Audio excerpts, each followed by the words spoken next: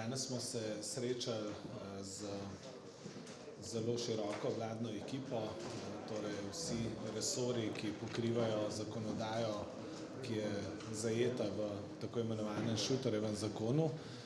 Na naši strani smo bili predstavniki lokalnih skupnosti jugovzhodne Slovenije in Posavja.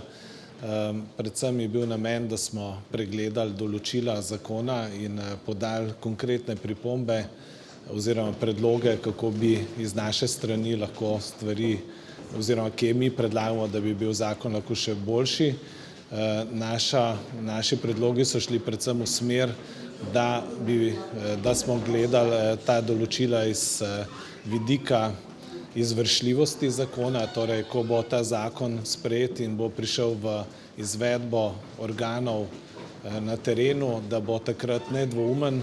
Vemo, da vsi skupaj ugotavljamo, da številne inštitucije od centrov za socialno delo, tožilstva, sodišč danes so zakonodajo tolmače res v najmanjši možni meri ali pa celo kršili obstoječo zakonodajo, zato je ta naša skrb toliko bolj prisotna. Predvsem pa lahko pohvalim to, da smo vzpostavili tako, bom rekel, intenziven dialog na nivoju, kjer bomo res lahko kakšne stvari tudi premaknili in brez tega partnerstva med državno in lokalno ravnjo se tega problema ne da reševati.